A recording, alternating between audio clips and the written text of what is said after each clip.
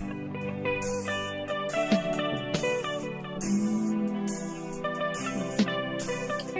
guys, Jenica Leah here. Welcome to a United Sicklers special.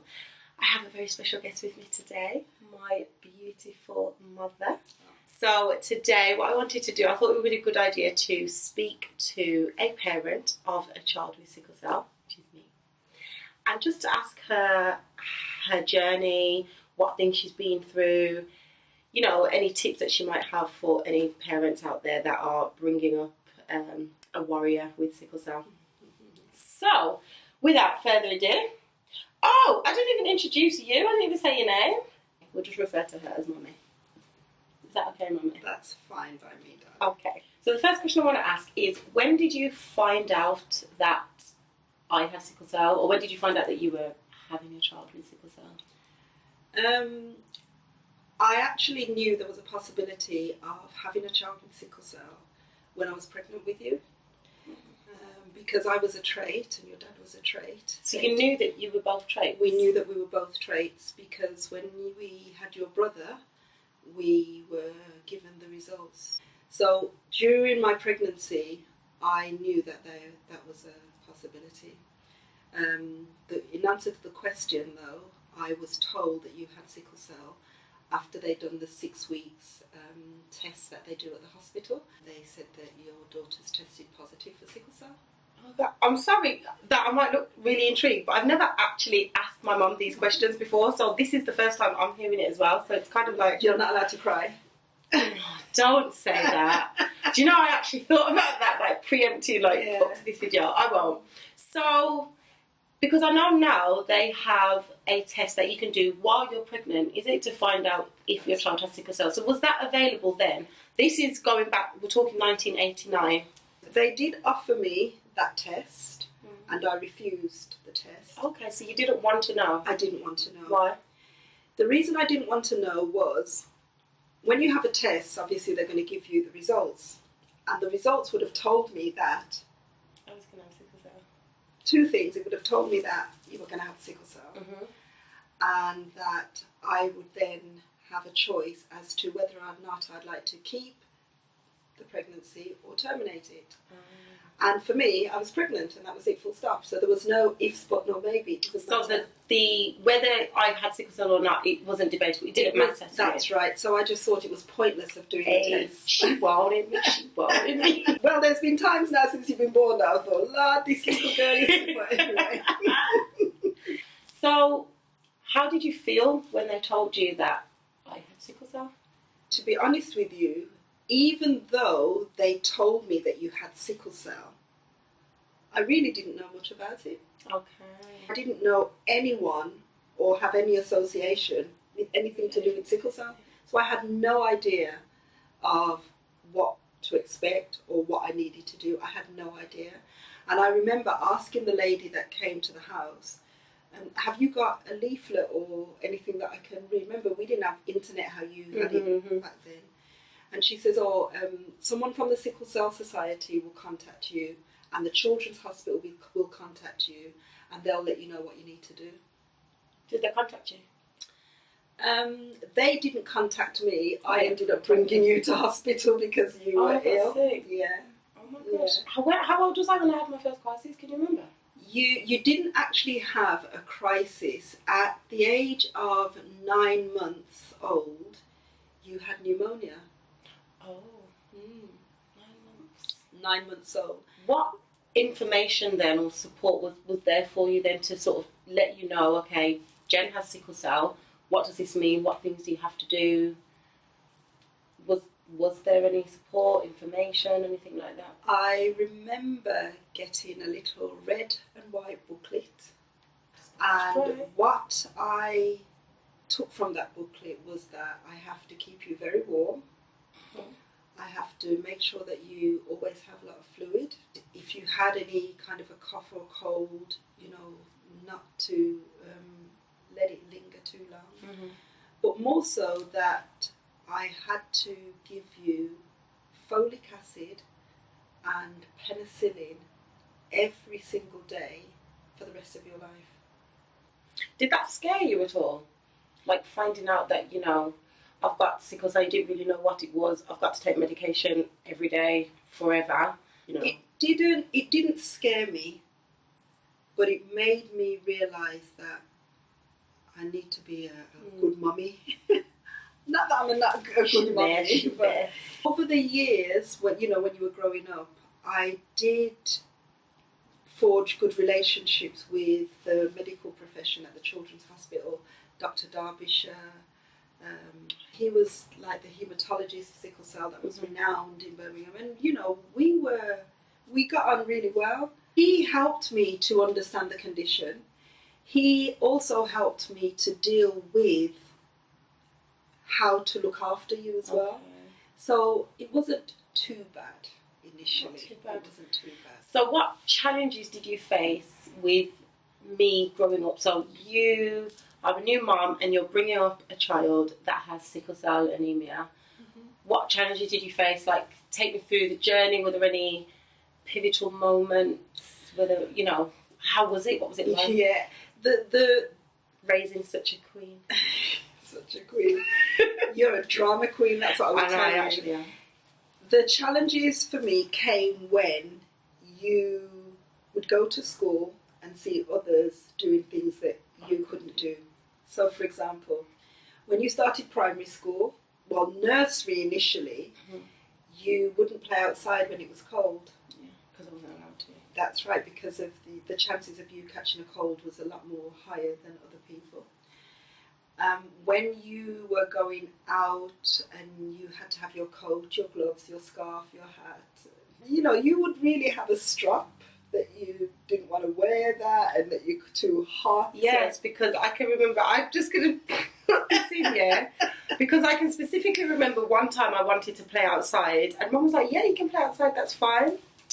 Coat, hat, scarf, gloves, layers and layers and layers. You see, by the time I went outside, did I even go? I think I cried and didn't go because I was like, I couldn't move. What was the point? What was the point? And it's interesting actually, because that was a period of time where I looked after you, and believe it or not, you, apart from going to hospital for your checkups, your admissions wasn't, they were very, very minimal. Until you became a teenager. Rock out.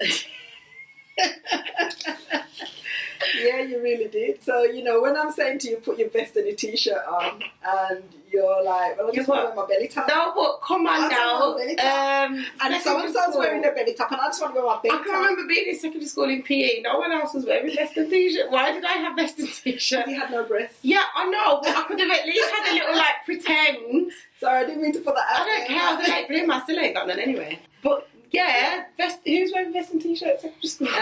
Yeah, well, as you said, there was nothing there. So as far as I'm concerned, you can still wear your vest and your t-shirt to keep you warm.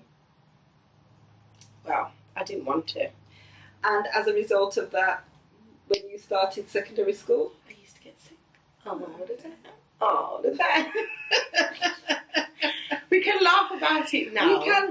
We can now. Some people can have sickle cell, live with the condition and just be okay, not have any complications. I feel like I've had almost every single complication that's like possible. You've had your fair amount from the gallstones, stroke, hip replacement, chest syndrome, liver problems, hepatic sequestration of the liver. You can't say it. That's not how you say it. Okay, how do you say it? Hepatic sequestration. Hepatic sequestration. Her liver don't work good, yeah? It don't work properly. I'm a bladder. Oh yeah. She had bladder problems as well. So yeah, all because of sickle cell. It's been a lot.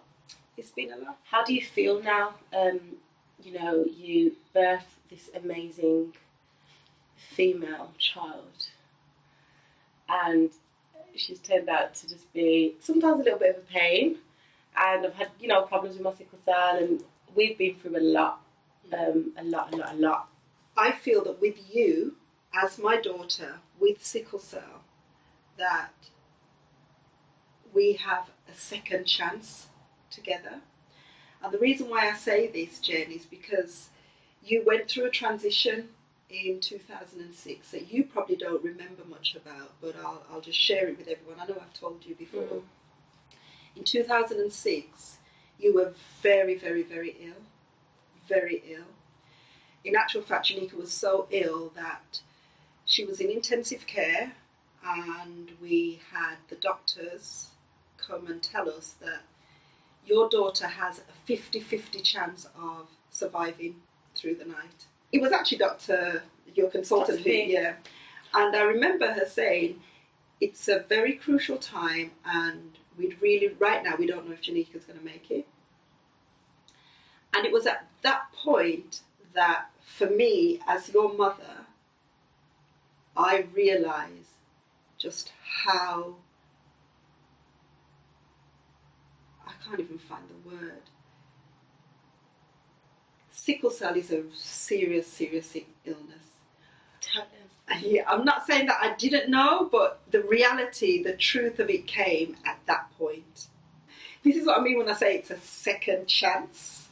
Because everything that you're doing now, everything that you are talking about and how you're enlightening people and raising awareness to sickle cell, it may be that this was your path that you needed to take, and that's your calling. And I would just say, continue and do what you have to do, because even the book that you've written, if I could have read that book at the time when you were born, I feel that I would have been better equipped to deal with it. What advice would you give to any new mums or, current mums, any parents of children with sickle cell? What advice would you give them in terms of, trying to look after us, going through those difficult teenage years, or just any advice that you can? Mm-hmm. For a new mother who has a child with sickle cell, just do what you do best, and that's just be a good mother. Look after them, take care of them.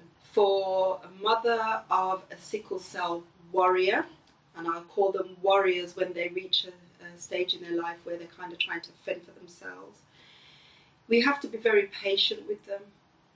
Patience is the key, because they will want to do what they want to do, and they would gladly suffer the consequences after. The amount of time that this young lady has gone out without a coat because, but it's going to form a dress. And then the outfit. It didn't match the outfit, but then 2 days later, they're in hospital. You have to have that patience. You still just have to go and visit and bring them little porridge, little soup, bring the clothes or whatever. Sometimes though, kids, let me just tell you this, don't take it too far, because sometimes your mum won't come and see you. Yeah. You'll just be there crying. Sometimes you have to be cruel to be kind, because I know if I said to you now, Jen, I think you should wear a scarf, I don't think you're going to give me some arguments now. No, I did. So what happens is I learn to do it in my head. You're probably like, yeah, but you're putting on the scarf. Well, I'm putting on the scarf. You're so right. Yeah, that's fine. But on a serious note, patience. You have to have patience, because your child is getting to know the condition, and sometimes they don't fully know the condition until they take themselves to that limit. And you know what? Every sickler is different. What one sickler might be able to do and get away with, another sickler can't. So you can't even judge it and say, well, Jenica did this and so-and-so did. You can't even do it like that. So some of it you have to allow them to make those choices. Just be patient. That's what I'm saying.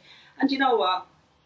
They're just wonderful, wonderful people. Trying, but they can be, they are wonderful children. And as mothers, I feel that we've been blessed with these children. And let's face it, you're their mother because you've been chosen to be their mother. Mm-hmm. That's the role that you've been given.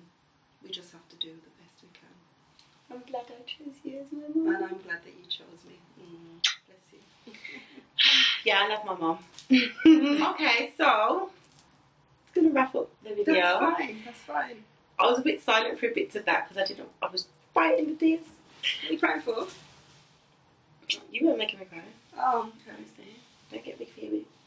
No, I'm not. I just wondering what you're crying for. Really? Because some of that, it's so strange that this, even though I'm doing this to try and help other people with the condition and, you know, to create more awareness. It's also helping me to understand what you've been through as well, because I've never actually sat down and asked you these questions. No, you haven't. So thank you.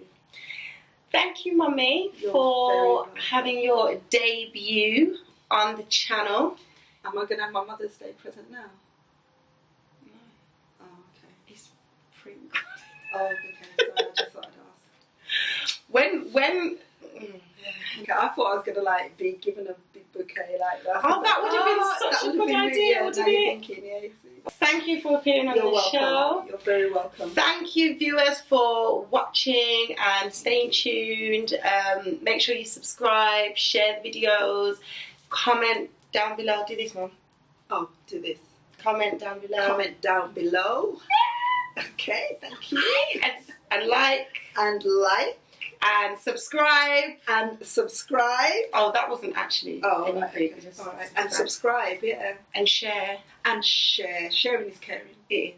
Catch you guys later. Bye.